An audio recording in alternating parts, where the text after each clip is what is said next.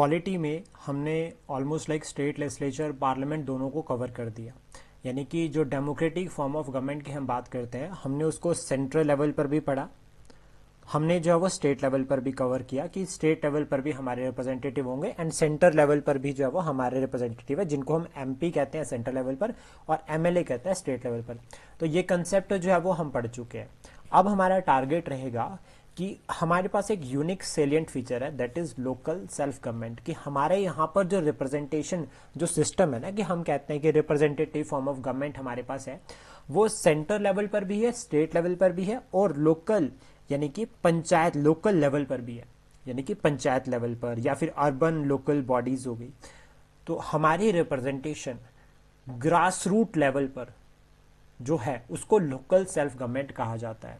ये कंसेप्ट भारत में नया नहीं है, ऑलरेडी जो है वो एग्जिस्टेड है। आज हम इसको डिस्कस करेंगे प्री प्लस मेंस दोनों ही पॉइंट ऑफ व्यू से। हमारा टारगेट रहेगा कि जिस तरह से हम इस कंसेप्ट को पढ़ेंगे, हम कोशिश करेंगे कि मेंस पॉइंट ऑफ व्यू से भी जितने फैक्ट और कंसेप्ट लिंक होते हैं हम इनको लिंक करेंगे। तो देखो, सबसे पहले महात्मा गांधी जी ने कहा था पंचायती राज को लेकर कि when the Panchayati Raj is established, when the Panchayati Raj is established, public opinion will do what violence never do, what violence can never do। तो पब्लिक ओपिनियन वो सब कर सकती है जो कि वॉयलेंस कभी कर ही नहीं सकता। तो ऐसा जो है वो किसने कहा था? महात्मा गांधी जी ने कहा था, रिलेटेड टू पंचायती राज। तो जो पंचायती राज का कंसेप्ट है वो गांधी जी का भी ड्रीम था, और अगर गांधी जी का ड्रीम था तो याद रखना है कि डीपीएसपी में आर्टिकल 40 है जिसमें विलेज पंचायत के बारे में जो है वो कहा गया है। तो ये जो विलेज पंचायत के बारे में जो कहा गया है आर्टिकल 40 में, यहाँ से हमें कहीं ना कहीं हमारी गवर्नमेंट को डायरेक्शन मिलती है कि पंचायती राज सिस्टम जो है वो आफ्टर इंडिपेंडेंस जो है वो अडॉप्ट किया जा सकता है। तो पहला पॉइंट ये हो गया। सेकंड, उसके बाद याद रखना है कि हमारे यहाँ पर जो रिप्रेजेंटेशन सिस्टम है उसको हम ग्रास रूट लेवल पर लेकर जाएंगे। तो इसको फिर कहा जाता है डेमोक्रेटिक डिसेंट्रलाइजेशन। क्या कहा जाता है इसको? Democratic decentralisation. तो ये भी आपको याद रखना है। डेमोक्रेटिक डिसेंट्रलाइजेशन का मतलब क्या हो गया? Government at grass root level, representation at grass root level. अब देखो, अब हम डेमोक्रेटिक डिसेंट्रलाइजेशन को लिंक करते हैं कंसेप्ट लिमिटेड गवर्नमेंट के साथ। तो लिमिटेड गवर्नमेंट का मतलब क्या हुआ? जो ये लिमिटेड गवर्नमेंट का कंसेप्ट है इसका मतलब क्या हुआ? सबसे पहले तो मुझे बताओ कि आप क्या समझते हो कि लिमिटेड गवर्नमेंट का जो कंसेप्ट है इसको लेकर।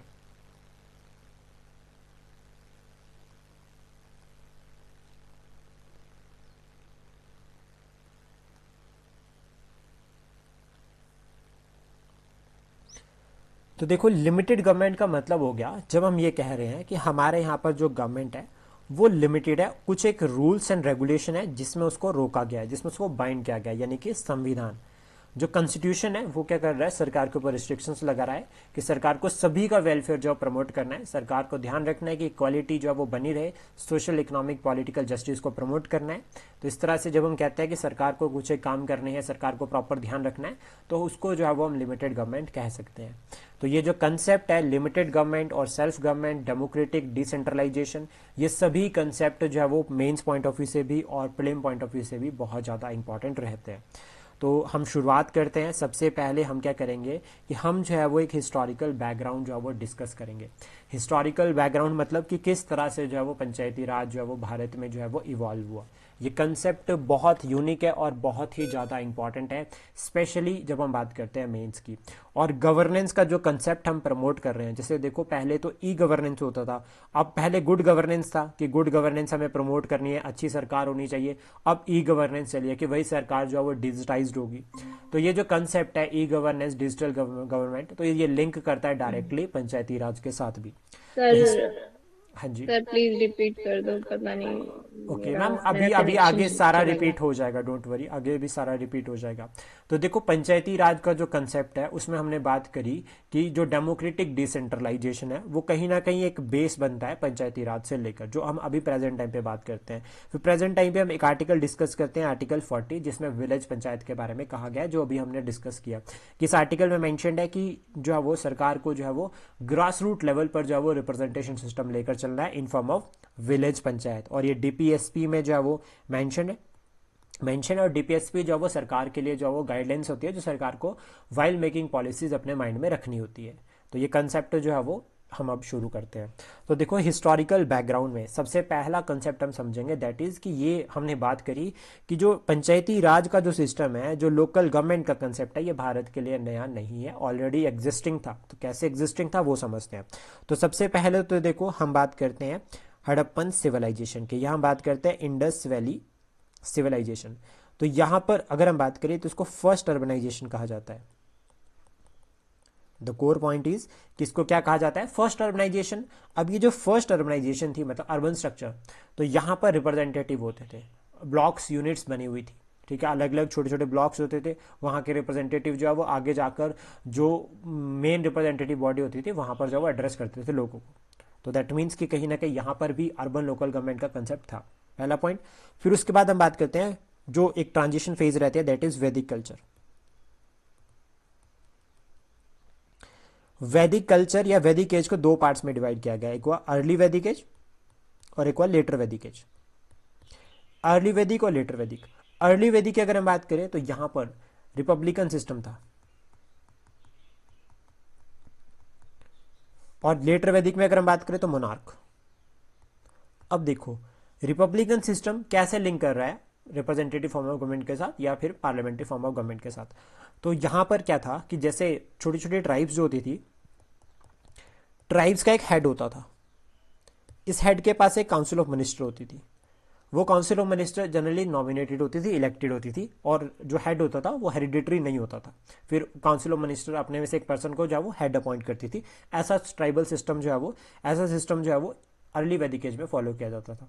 तो यहाँ पर भी हम देखते हैं कि जो ट्राइब्स थी उनके रिप्रेजेंटेटिव्स थे, दैट मीन्स कहीं ना कहीं रिप्रेजेंटेशन फॉर्म ऑफ गवर्नमेंट थी। फिर उसका लेटर वैदिक एज में अगर बात करें तो ये सिस्टम कन्वर्ट हो जाता है मोनार्क में। बट लेकिन विलेज लेवल पर जो है वो एक हेड होता था जो कि विलेज का प्रॉपर पूरा ध्यान रखता था, विलेज की प्रॉपर एडमिनिस्ट्रेशन का ध्यान रखता था, प्रॉपर जो रूल्स एंड रेगुलेशन उनका ध्यान रखता था, जस्टिस सिस्टम को प्रमोट करता था। तो उसके बाद ये जो कंसेप्ट यहाँ पर रहता है विलेज हेड का, ये आपको मेडिवल हिस्ट्री में भी देखने को मिलता है और मॉडर्न हिस्ट्री में भी देखने को मिलता है।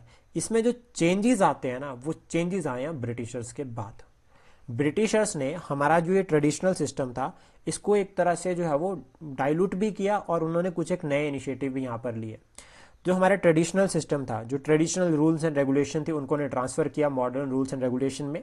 लेकिन साथ ही साथ में यहाँ पर क्या देखने को मिलता है हमें कि 1871 में एक पर्सनैलिटी थे जिनका नाम था लॉर्ड मेयो। अभी हमें पूरा डिटेल में समझेंगे, मैं जस्ट आपको एक ओवरव्यू बता रहा हूँ। लॉर्ड मेयो कहीं ना कहीं ये कंसेप्ट लेकर आते हैं फाइनेंशियल डिसेंट्रलाइजेशन को लेकर। इन्होंने कहा कि फाइनेंसिस को डिस्ट्रीब्यूट करना चाहिए, आगे जो आप छोटे छोटे शहर जो बन रहे हैं भारत में अब, उनको जो है वो कुछ एक फाइनेंसिस रिलेटेड पावर देनी चाहिए। तो पहला जो भारत में जो शहर बना था, जो पहली म्यूनसिपल काउंसिल कॉर्पोरेशन बनी थी, वो बनी थी मद्रास, 1874। वैसे इसका जो बैकग्राउंड है वो और बहुत पुराना रहता है, बट लेकिन हमें एक फैक्ट में याद रखना है कि 1874 के अराउंड जो मद्रास जो है वो एक म्यूनसिपल कॉर्पोरेशन की तरह काम कर रहा था। पहला पॉइंट ये हो गया। अब इसके 10 साल बाद 1881 में यहां पर आते हैं लॉर्ड रिपन, जिनको फादर ऑफ डिसेंट्रलाइजेशन भी कहा जाता है, father of local self government भी इनको कहा जाता है। इन्होंने कुछ एक रेजोल्यूशन लेकर आए जिससे जो है वो जो रेजोल्यूशन, जो रूल्स एंड रेगुलेशन लेकर आए उसको मैग्ना कार्टा कहा एक तरह से। मैग्ना कार्टा मतलब ये एक ऐसा रूल है, ऐसा जो है वो कानून वो लेकर आए जिसके ऊपर कुछ, मतलब जिससे जो है वो बहुत ज्यादा वेलफेयर जो है वो प्रमोट हो रहा है, जो पॉलिसीज इतनी अच्छी है कि जो लोकल सेल्फ गवर्नमेंट का जो कंसेप्ट है वो बहुत ज्यादा प्रमोट होता है। तो इस तरह से ब्रिटिशर्स ने कोशिश करी कि जो लोकल सेल्फ गवर्नमेंट है उसको जो है वो लेकर आया जाए, रिप्रेजेंटेशन फॉर्म ऑफ गवर्नमेंट को और ज़्यादा प्रमोट किया जाए। तो ब्रिटिशर्स, इस बारे में हम ये भी कह सकते हैं कि ब्रिटिशर्स ने जिस तरह से लाइक जो वो फेज वाइज जो है वो हमें रिप्रेजेंटेशन दी, तो वो सेंट्रल लेवल पर नहीं थी, वो रीजनल लेवल पर भी थी, जैसे पहले प्रोविंसेस हो गए इस तरह से। देन उसके बाद जो आपको एक फैक्ट और याद रखना है, दैट इज कि 1919 का जो एक्ट था, गवर्नमेंट ऑफ इंडिया एक्ट 1919, उसमें जो पंचायती राज का जो एक कंसेप्ट है, जो लोकल सेल्फ गवर्नमेंट का जो एक कंसेप्ट है, इसको दो पार्ट, दो वहां पर दो देयर की थी ना, तो दो रिजर्व थे, एक था आपका ट्रांसफर्ड और एक था रिजर्व। तो ट्रांसफर्ड फैक्टर में जो वो इसको इंक्लूड किया, यानी कि गवर्नर जनरल जो है वो इसको अपनी लेजिस्लेटिव काउंसिल के थ्रू जो है वो देख रहा है। देन उसके बाद जब 1935 का गवर्नमेंट ऑफ इंडिया एक्ट आया तो वहां पे प्रोविंशियल ऑटोनॉमी दी, और प्रोविंसेस के पास जो है वो लोकल सेल्फ गवर्नमेंट का कंसेप्ट जो है वो चला जाता है। लोकल सेल्फ गवर्नमेंट किसके पास चला गया? प्रोविंसेस के पास चला गया। आज भी अगर हम बात करें, जो लोकल सेल्फ गवर्नमेंट का जो कंसेप्ट है, it is a part of state list. तो अगर पंचायती राज से रिलेटेड कोई भी कानून बनाने होते हैं, कोई भी फाइनेंस डिस्ट्रीब्यूट, कैसे पैसा जाएगा, कैसे जब किसको कितनी पावर देनी है, that is done by the state government. जो विधानसभा होती है वो ये काम करती है, स्टेट लेजिस्लेचर जो है वो ये काम करता है। क्यों? क्योंकि जो ये कंसेप्ट है वो स्टेट लिस्ट का पार्ट है।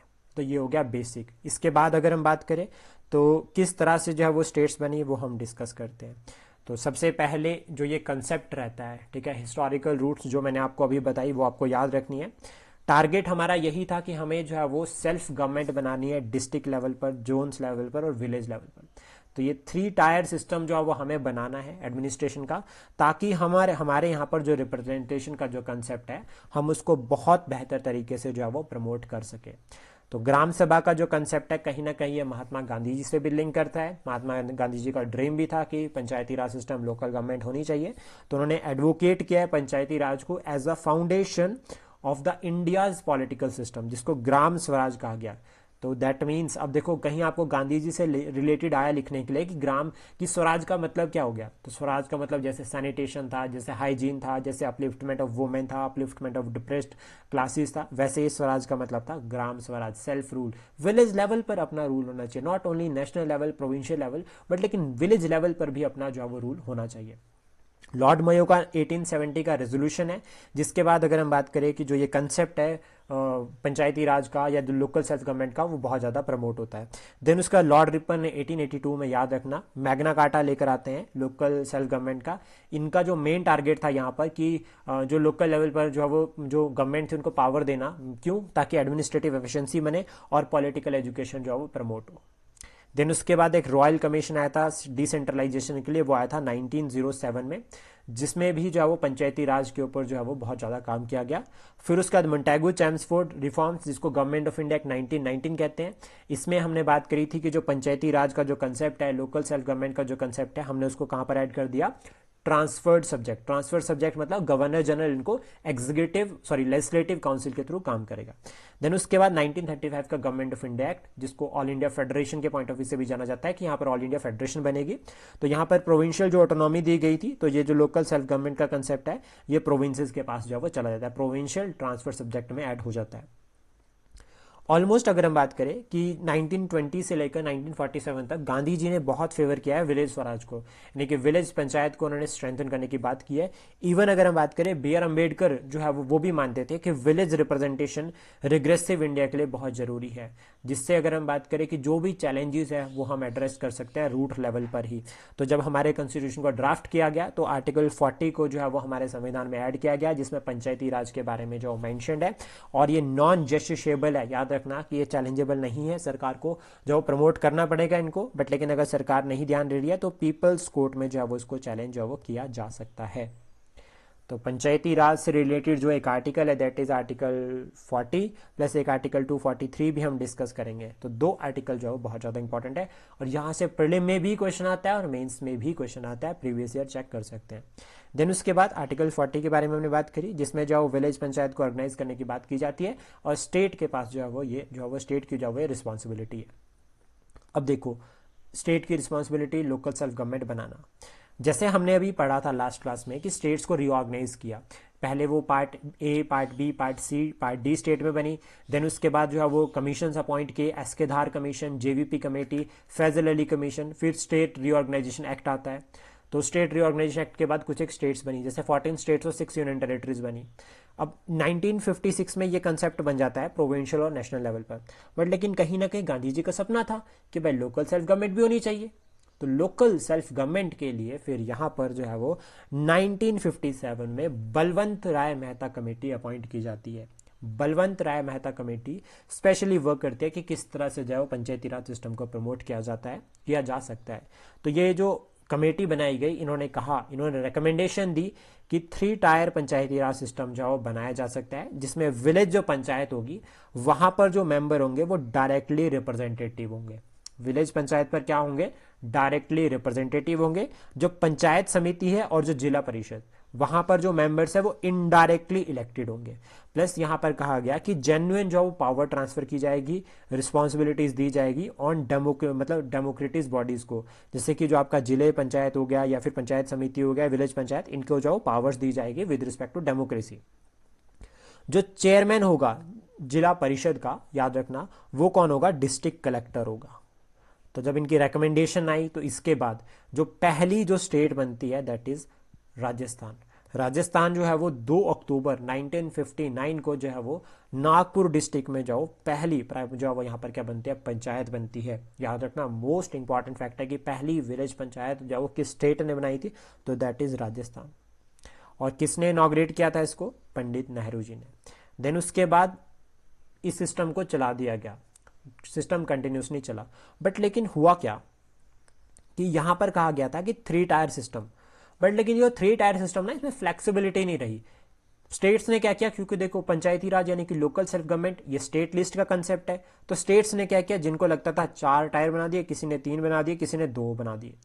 तो अब इसको लेकर यूनिफॉर्मिटी नहीं थी। नेशन वाइड अगर हम बात करें, कहीं पर 4 चल रहे हैं, कहीं पर 3 चल रहे हैं। तो फिर यहां पर क्या किया गया, एक और कमेटी अपॉइंट की गई, that is Ashok Mehta committee 1977। Ashok Mehta committee 1977, इन्होंने रिकमेंड किया कि जो 3 टायर सिस्टम है ना, उसको रिप्लेस कर देना चाहिए 2 टायर सिस्टम से, कि 2 ही होंगे, एक जिला परिषद और मंडल पंचायत। जिला परिषद और मंडल पंचायत, जिसमें अगर हम बात करें मंडल पंचायत में जो है वो ग्रुप ऑफ विलेजेस होंगे, ठीक है, जिसमें पॉपुलेशन जो 15,000 से लेकर 20,000 के बीच में होगी। यानी कि आज के टाइम पे अगर बात करें कि 3-4 विलेजेस को जोड़कर जो है वो एक मंडल पंचायत बन गई, और एक जिला जो है वो परिषद होगा, जिसका जो चेयरपर्सन होगा वो कौन होगा? डिस्ट्रिक्ट कलेक्टर होगा। प्लस यहाँ पर कहा गया कि एक तरह से ये भी कहा जाता है कि स्टेट जो पूरा सुपरवाइज करेगी डिसेंट्रलाइजेशन को, तो ये भी एक पॉइंट रहता है। और डिस्ट्रिक्ट जो होगी वो पहली अथॉरिटी होगी स्टेट के बाद। स्टेट तो रूल्स एंड रेगुलेशन बना रही है, तो डिस्ट्रिक्ट अथॉरिटी जो सुपरवाइज करेगी पूरा पूरा लोकल गवर्नमेंट को, यहां पर कहा गया। प्लस कंपल्सरी पावर्स जैसे टैक्सेशन टू पंचायती राज, ये भी दिया जाए ताकि वो अपने रिसोर्सेज को प्रॉपर पूरा मैनेज कर सके। और पॉलिटिकल पार्टीज का पार्टिसिपेशन रहेगा ऑल लेवल पे, specially with respect to panchayati election. Panchayati raj के जो इलेक्शन है उनको लेकर जो है वो पॉलिटिकल पार्टीज का पार्टिसिपेशन रहेगा। तो दैट मीन्स कि अशोक मेहता कमेटी की जो रिकमेंडेशन है उसमें 2 टायर सिस्टम के बारे में बात की गई। अगर आप मेंस के लिए प्रिपेयर कर रहे हो तो डायरेक्ट रिकमेंडेशन आ सकती है लिखने के लिए कि हाँ अशोक मेहता कमेटी की क्या रिकमेंडेशन है। फिर उसके बाद यहाँ पर अदर जो कहा गया दैट इज सोशल ऑडिट, कि प्रॉपर सोशल ऑडिट होंगे। सोशल ऑडिट का मतलब क्या हुआ?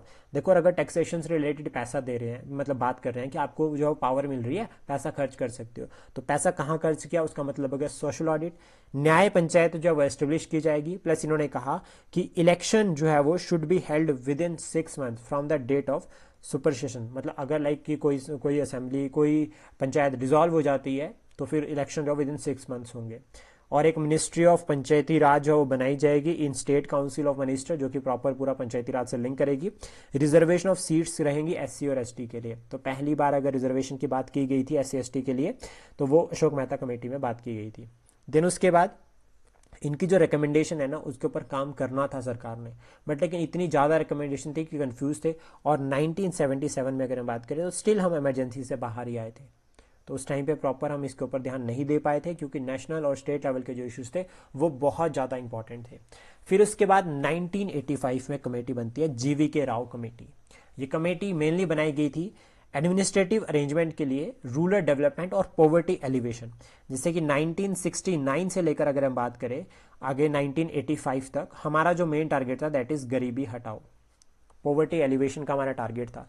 तो पॉवर्टी को खत्म करने के लिए लोकल सेल्फ गवर्नमेंट का रोल बहुत इंपॉर्टेंट था। तो इसलिए हमने कहा कि एडमिनिस्ट्रेटिव अरेंजमेंट हमें करने हैं रूरल डेवलपमेंट में। तो यहाँ पर इन्होंने कहा कि जिला परिषद जो है वो डिस्ट्रिक्ट लेवल पर रहेगा, जो कि बहुत इंपॉर्टेंट रोल जो है वो प्ले करेगा with respect to democratic decentralisation. तो आपको डायरेक्ट अगर लिखने के लिए आता है कि डेमोक्रेटिक डिसेंट्रलाइजेशन है क्या, तो आप इजीली लिख सकते हैं। देन उसके बाद कहा गया कि डिस्ट्रिक्ट डेवलपमेंट जो कमिश्नर है उसकी एक पोस्ट क्रिएट की जाएगी, जो कि प्रॉपर पूरा ध्यान रखेंगे। और जो वो क्या होगा, जो जिला परिषद है उसमें चीफ एग्जीक्यूटिव जो है वो ऑफिसर होगा। एक पॉइंट आपको ये भी याद रखना है। और सबसे इंपॉर्टेंट कि रेगुलर इलेक्शन जो है वो पंचायती राज इंस्टीट्यूशन में होंगे। अब इनकी रिकमेंडेशन पर भी ज़्यादा ध्यान नहीं दिया गया। देन उसके बाद 1986 में LM सिंघवी जो है वो कमेटी अपॉइंट होती है। जिन्होंने कहा कि पंचायती राज इंस्टीट्यूशंस को जो है वो एक याद रखना, ये कमेटी मेनली बनाई गई थी to prepare a concept paper on revitalisation of Panchayati raj institution for democracy and development, कि किस तरह से जो हम और बेहतर बना सकते हैं।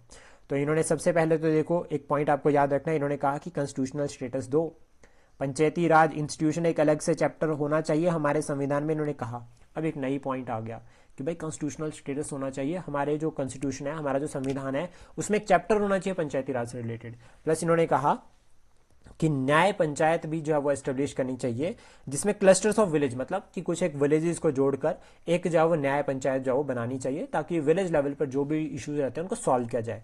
अब ऐसा क्यों, पॉसिबिलिटी ये भी रह सकती है कि इस टाइम तक जो सुप्रीम कोर्ट है उसमें केसेस का बर्डन बढ़ने लग गया हो, जो हाई कोर्ट्स है वहां पर केसेस का बर्डन बढ़ने लग गया हो, तो अपने कोशिश करी कि न्याय पंचायत होगी तो विलेज लेवल पर ही जो भी मैटर रहता है, जमीन जमून से लेकर जो इशू रहता है उसको सॉल्व कर देंगे।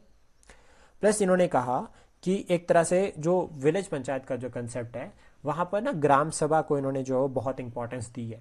तो इन्होंने कहा कि जो ग्राम सभा है वो डायरेक्ट डेमोक्रेसी का एग्जाम्पल है भारत में, और this is the perfect example. अगर भारत में कहीं पर डायरेक्ट डेमोक्रेसी आती है तो वो ग्राम सभा में आते हैं। इसके बाद हमारे पास इनडायरेक्ट ही चल रही है, जैसे हमारे रिप्रेजेंटेटिव रूल कर रहे हैं, हम लोग डायरेक्टली रूल नहीं कर रहे। तो यहाँ पे डायरेक्ट डेमोक्रेसी क्यों कहा, कि जो ग्राम सभा होती है ना, ग्राम सभा के जो मेंबर्स होते हैं वो हर एक पर्सन उसका मेंबर होता है जो 18 साल या 18 साल से ऊपर है, प्लस या फिर उसने जो है वो वोट करा है। तो जो पर्सन ने पंचायत के लिए वोट डाला है वो ग्राम सभा का मेंबर होता है। और ग्राम सभा में जितने भी डिसीजन होते हैं ना, विलेज पंचायत लेवल के जितने भी डिसीजन होते हैं, आपने काफी बार सुना होगा ग्राम सभा लगी है, लोगों को वहां पर जाना है। बहुत सारे लोग जो गांव से वहां जाते हैं, पुराने बुजुर्ग जाते थे, अब वाले लोग तो ऑनलाइन ही व्हाट्सएप पर अपडेट देख लेते हैं। तो जितने भी फाइनेंशियल रिसोर्सेज हो गए या जितने भी जो पंचायत लेवल पर जो डिसीजन लिए जाते हैं वो ग्राम सभा से लिए जाते हैं। इन्होंने जुडिशियल ट्रिब्यूनल की बात करी कि जुडिशियल ट्रिब्यूनल जो वो हर स्टेट में जो एस्टेब्लिश किया जाएगा, जो भी इशू रहते हैं पंचायती राज इलेक्शन को लेकर उनको जो वो एड्रेस किया जाए, उनको एलिमिनेट किया जाए जो भी इशूज हैं। देन उसके बाद क्या हुआ है कि एक और कमेटी अपॉइंट की गई 1988 में, क्योंकि देखो इन्होंने कॉन्स्टिट्यूशनल स्टेटस की बात करी, तो दैट मीन्स कि अब क्या हुआ कि भाई एक कमेटी और देख लेते हैं जो कि स्टडी करे। तो थंगॉन कमेटी अपॉइंट करी, इन्होंने पॉलिटिकल एडमिनिस्ट्रेटिव स्ट्रक्चर जो है वो स्टडी करना था, स्पेशली लाइक अगर हम बात करें पंचायत को लेकर, और डिस्ट्रिक्ट लेवल पर प्लानिंग को किस तरह से प्रमोट किया जाता है वो भी इनका काम था। तो इन्होंने कहा कि 3 टायर जो सिस्टम है पंचायती राज का, उसको विलेज, ब्लॉक और डिस्ट्रिक्ट लेवल पर लेकर चलना चाहिए, जिसमें जिला परिषद उनका रोल बहुत इंपॉर्टेंट रहेगा, प्लानिंग में भी और डेवलपमेंट में भी। तो यानी कि जो परिषद है वो कैसे काम करेगा, एक प्लानिंग बॉडी और एक डेवलपमेंट एजेंसी की तरह जो है वो काम करेगा। इन्होंने कहा कि जो पंचायती राज इंस्टीट्यूशन है उनका टेन्योर जो फिक्स रखना चाहिए 5 साल, पहला पॉइंट। सेकंड, उसके बाद इन्होंने कहा कि अगर लाइक मैक्सिमम पीरियड अगर हम बात करें सुपर सेशन का रहता है वो 6 मंथ्स का रह सकता है, यानी कि ज़्यादा से ज़्यादा 6 महीने तक बढ़ाया जा सकता है, अदरवाइज नहीं। इन्होंने कहा कि रिजर्वेशन दो, SC ST वुमेन तीनों को जो है वो रिजर्वेशन रहेगी पंचायती राज इंस्टीट्यूशन में। इन्होंने कहा कि स्टेट फाइनेंस कमीशन जो है वो बनाया जाएगा, जो कि फाइनेंसेस डिस्ट्रीब्यूट करेगा बिटवीन स्टेट एंड पंचायत, यानी कि लोकल सेल्फ गवर्नमेंट के बीच में जो फाइनेंसेस डिस्ट्रीब्यूट होंगे, that is done by the state finance commission. Then उसके बाद चीफ एग्जीक्यूटिव ऑफिसर जो जिला परिषद पर होगा, दैट इज डिस्ट्रिक्ट कलेक्टर। तो अब वहीं डिस्ट्रिक्ट कलेक्टर की जब हम बात करते हैं तो दैट मीन्स ब्यूरोक्रेट का डोमिनेशन रहेगा, चैलेंज बना रहेगा, ब्यूरोक्रेसी रहेगी, तो फिर वो रिप्रेजेंटेटिव फॉर्म ऑफ गवर्नमेंट नहीं रहती है थोड़ी सी। तो फिर एक और कमेटी बनती है 1988 में ही, that is Gadgil committee. Gadgil committee की जो रिकमेंडेशन आई ना, that is accepted by the government. तो अभी तक की जितनी कमेटीज की रिकमेंडेशन हमने बात करी वो हमें सिर्फ याद करनी है, लेकिन सरकार ने जिस कमेटी की रिकमेंडेशन एक्सेप्ट करी दैट इज गडगिल कमेटी 1988। तो यहाँ पर फिर पॉलिसी और प्रोग्राम जो इन्होंने दिए वो सरकार ने एक्सेप्ट किए। तो सबसे पहला तो इन्होंने कहा कि कॉन्स्टिट्यूशनल स्टेटस दो, तो 73rd और 74th कॉन्स्टिट्यूशनल अमेंडमेंट एक्ट 1992, पंचायती राज और local self government in urban areas constitutional status granted. 3 tyre Panchayati raj system रहेगा, विलेज, ब्लॉक और डिस्ट्रिक्ट लेवल। टर्म जो फिक्स रहेगी 5 साल के लिए, पंचायती राज इंस्टीट्यूशन के लिए जो टर्म रहेगी that is 5 years. Direct election होंगे पंचायत लेवल पर, और पंचायत लेवल पर भी होंगे, तीनों लेवल पर जो है वो डायरेक्ट इलेक्शन होंगे। इन्होंने कहा कि SC ST वुमेन के लिए रिजर्वेशन रहेगी। देखो डिस्ट्रिक्ट लेवल पर भी इलेक्शन हो रही है, ब्लॉक लेवल पर भी और विलेज लेवल पर भी डायरेक्ट इलेक्शन होंगे। जैसे हम क्या करते हैं, हम VDC मेंबर को सिलेक्ट करते हैं, हम प्रधान को इलेक्ट करते हैं, लेकिन जो जिला परिषद होता है वो नॉमिनेटेड हो, वो क्या होता है उसमें से पर्सन जो है वो आगे जाता है। तो वो कंसेप्ट भी अभी देखते हैं। इन्होंने कहा कि जो इलेक्शन होगा, ठीक है, जो कि पार्लियामेंट होगी, जो सॉरी जो पंचायती राज सिस्टम होगा, फिर अगर पंचायती राज बना रहे हैं तो उनको रिस्पॉन्सिबिलिटी देनी है प्रिपरेशन एंड इम्प्लीमेंटेशन की various plans related to social economic development. Panchayati राज को पावर देनी है कि वो टैक्स लगा सकते हैं, वो कलेक्ट कर सकते हैं और अप्रोप्रिएट टैक्सेस और ड्यूटीज भी लगा सकते हैं। तो पंचायती राज के पास ये पावर है, अगर वो चाहे कि मान लीजिए कि उन्हें जो है वो कोई एक सिस्टम शुरू करना है तो उसके लिए वो टैक्स कलेक्शन कर सकते हैं। जैसे मान लीजिए एनवायरमेंट से रिलेटेड किसी पंचायत को इनिशिएटिव शुरू करना है तो फिर विद परमिशन, मतलब थोड़ी सरकार से परमिशन लेकर सरकार को अपना प्लान जो बताकर वो टैक्स को शुरू कर सकते हैं। Establishment of state finance commission, जो कि फाइनेंसिस को एलोकेट करेगा टू द पंचायत। देन उसका स्टेट इलेक्शन कमीशन की अपॉइंटमेंट की बात भी की गई, जो कि पंचायत लेवल पर इलेक्शन कंडक्ट करवाएंगे। अब ध्यान से समझना, स्टेट इलेक्शन कमीशन की अपॉइंटमेंट, स्टेट फाइनेंस कमीशन की अपॉइंटमेंट कौन करता है? गवर्नर। बहुत ध्यान से समझना, इनका रिमूवल जो है वो प्रेसिडेंट ऑफ इंडिया करते हैं। इनके अपॉइंटमेंट गवर्नर करेगा, रिमूवल जो है वो प्रेसिडेंट ऑफ इंडिया करते हैं। मोस्ट इंपॉर्टेंट पॉइंट, क्यों? क्योंकि ये इंडिपेंडेंट ऑफिस है, हमारे संविधान में मेंशन ऑफिस, और रिमूवल जो है वो कैसे होगा? प्रेसिडेंट ऑफ इंडिया करेंगे। देन उसके बाद स्ट्रेटेजिक 2 कमेटीज और भी बनी थी, ठीक है, जैसे कि दंतेवाला कमेटी या फिर हनुमंत राव कमेटी, जिन्होंने भी जो है वो ब्लॉक लेवल प्लानिंग और डिस्ट्रिक्ट लेवल प्लानिंग को प्रमोट किया। बट लेकिन हमें जो अभी पढ़ना है that is related to the 73rd constitutional amendment.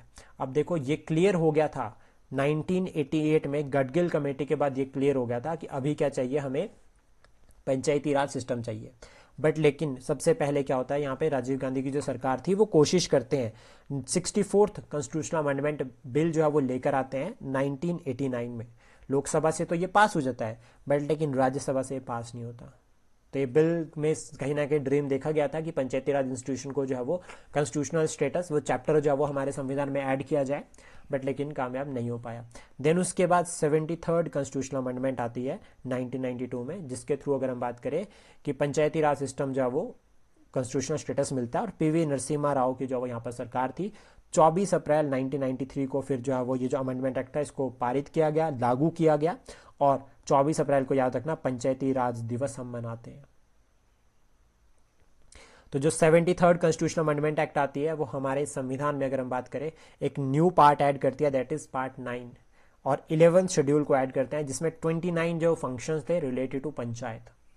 29 functions, 9th part हमारे संविधान में ऐड हुआ, और 11th शेड्यूल जो है वो ऐड हुआ। पहले एक टोटली अगर हम बात करें तो 8 ओरिजिनली 8 शेड्यूल थे, उसके बाद 9th शेड्यूल ऐड हुआ था फर्स्ट कॉन्स्टिट्यूशनल अमेंडमेंट एक्ट 1951 में।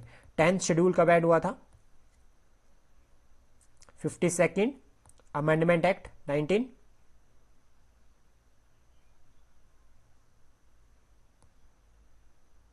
बताओ, कवर कर चुके हैं 10th रिपीट शेड्यूल करना को। जो 10th शेड्यूल है सर। हाँ जी। वो कौन से अमेंडमेंट से ऐड हुआ? 52nd amendment act 19,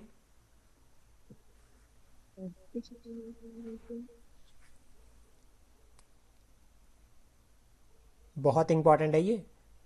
52nd amendment act 19 कौन सा ईयर है? 1985 या 82? 85। पक्का? 85। Yes sir.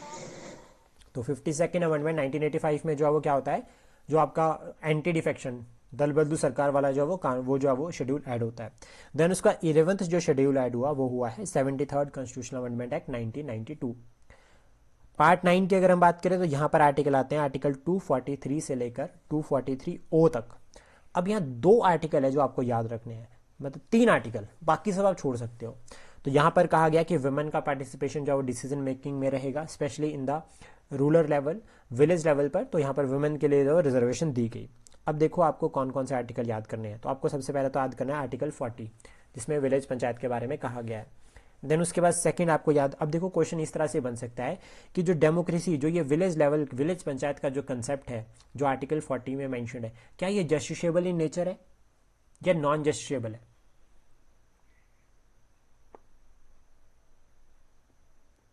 Non justice.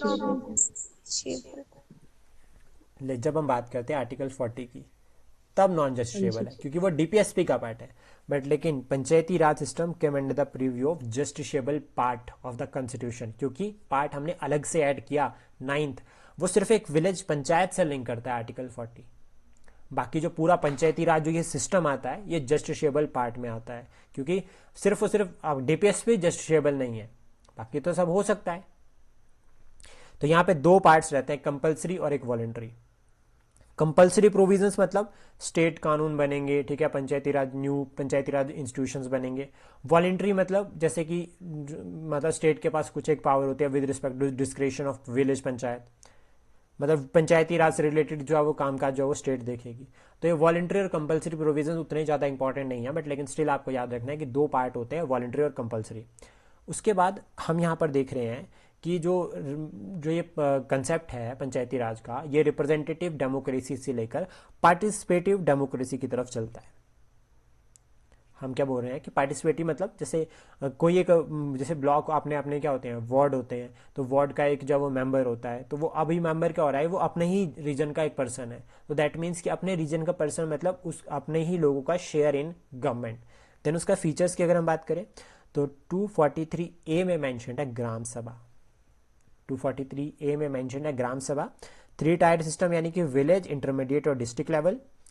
उसके बाद 243K में मैंशन है इलेक्शन कमीशन के बारे में, जो स्टेट इलेक्शन कमीशन है उससे रिलेटेड जो आर्टिकल है दैट इज 243K। ये आपको याद रखना है 243K। और 243I आपको याद रखना है फाइनेंस से रिलेटेड है, तो FI से आपको याद रखना है, FI ये वाला I से याद रखना है 243I that is related to finances, और यानी कि स्टेट फाइनेंस कमीशन। और 243K में मेंशन्ड है इलेक्शन, स्टेट इलेक्शन कमीशन जो कि पंचायत लेवल पर इलेक्शन कंडक्ट करवाता है। और याद रखना स्टेट इलेक्शन कमीशन के अपॉइंटमेंट कौन करता है, जो आपके गवर्नर होते हैं वो करते हैं। फिर उसके बाद एक आर्टिकल आता है 243D। This is most important article, और आप प्रीवियस ईयर अगर आप पेपर गूगल पर भी आप जस्ट सर्च करोगे ना 243D को, तो आपको कम से कम ज़्यादा नहीं तो 10-15 क्वेश्चन मिल जाएंगे जो कि प्रीवियस ईयर्स में पूछे गए हैं, मतलब प्रीवियस ईयर जो पेपर्स हैं उसमें पूछे गए हैं। 243D लिंक करता है रिजर्वेशन के साथ, सीट्स रिजर्व होगी SC ST और वुमेन के लिए। वुमेन के लिए कहा गया कि 1/3 सीट जो है वो रिजर्व होगी पंचायती राज इंस्टीट्यूशंस में वुमेन के लिए। This is the most important.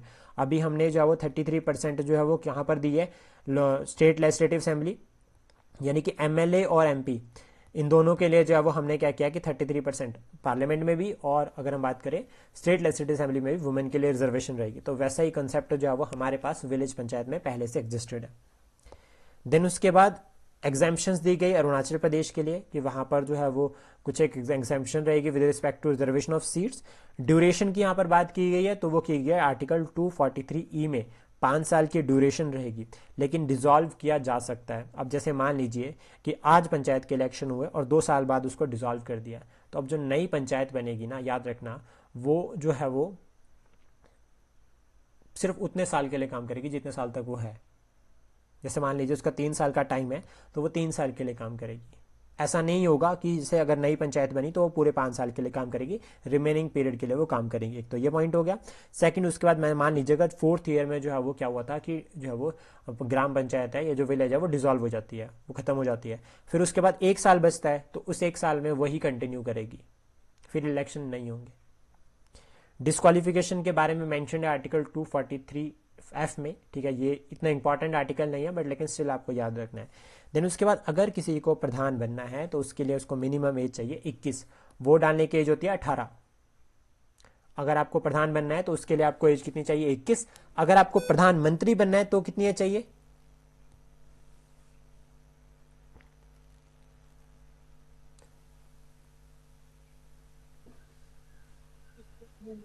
35।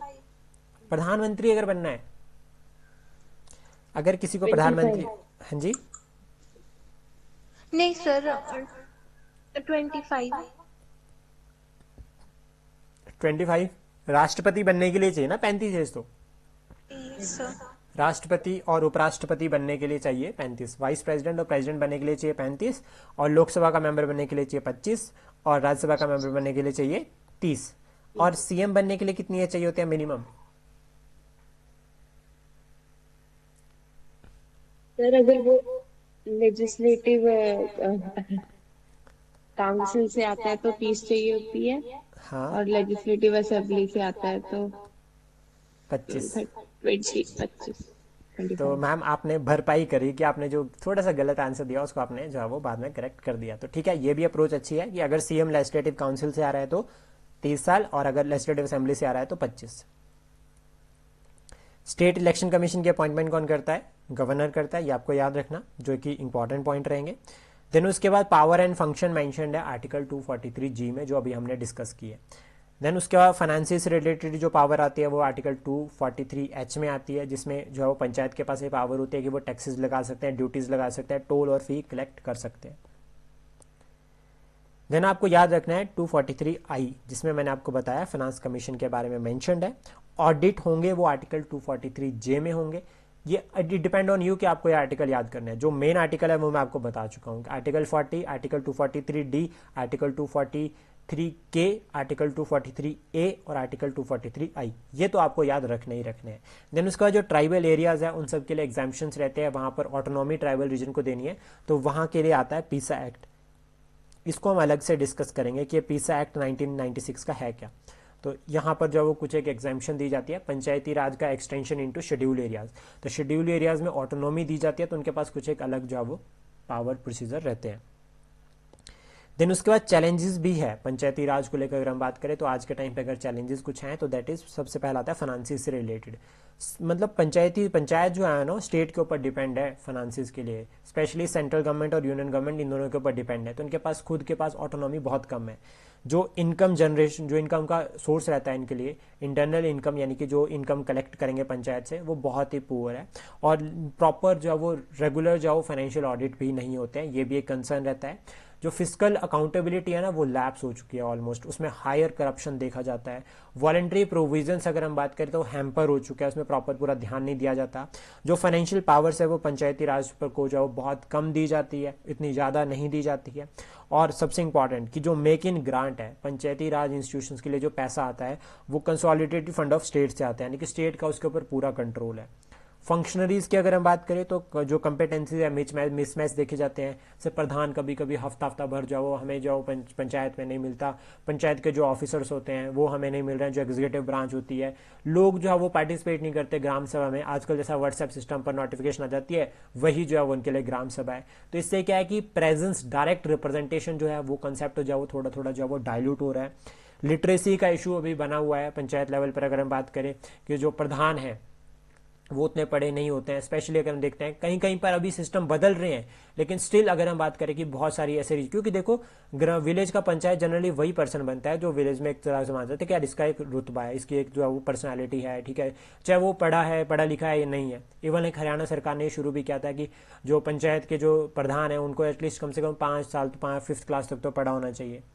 ऊपर से एक कंसेप्ट और आता है कि जैसे अगर मान लीजिए कहीं पर कोई विलेज में जो है वो जो पंचायत का जो प्रधान है वो वुमेन है, तो वहाँ पर जो है वो पंचायत पति वाला कंसेप्ट चला है कि जो उसका हस्बैंड है वही जो है वो सारा कामकाज देख रहा है। तो ये भी एक जो है वो चैलेंज बना हुआ है जिसको लेकर जो है वो एड्रेस जो है वो किया जा सकता है। तो इस तरह से कुछ एक जो है वो चैलेंजेस रहते हैं जो अभी जो है वो हमारे पंचायती राज कंसेप्ट में चल रहे हैं, और हमें इनको एलिमिनेट करना बहुत जरूरी है, specially for the local governance को प्रमोट करने के लिए। तो मेंस पॉइंट ऑफ व्यू से जो है वो हमें ये पॉइंट्स ध्यान रखना है। अब देखो एक कंसेप्ट मैं आपको बताता हूँ कि जैसे मान लीजिए अगर हमें कहीं पर कंक्लूजन लिखना है, ठीक है, ये पॉइंट सारे वही है जो हमने डिस्कस किया कि कैसे जो है वो हम क्या कर सकते हैं कि जो चैलेंजेस हैं उनको एलिमिनेट कर सकते हैं। तो मान लीजिए आपको मेंस में लिखने के लिए आता है पंचायती राज के ऊपर और आपको कंक्लूजन बनाना है, तो कंक्लूजन में ना एक कंसेप्ट है जो नीति आयोग में फॉलो होता है, that is bottom up approach.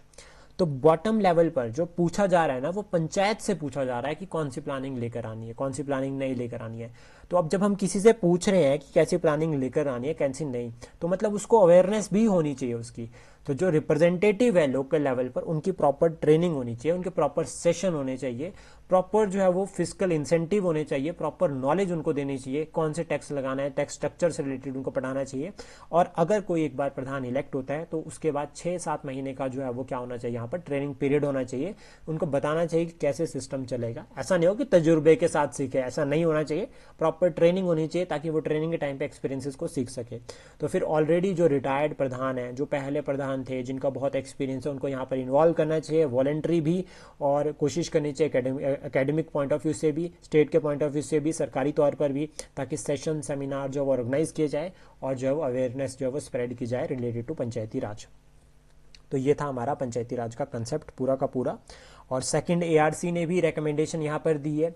Second ARC ने पंचायती राज के लिए कहा है कि हमें जो है वो कोशिश करनी चाहिए कि डेमोक्रेटिक डिसेंट्रलाइजेशन का जो कंसेप्ट है उसको बहुत स्ट्रांग तरीके से प्रमोट करना चाहिए।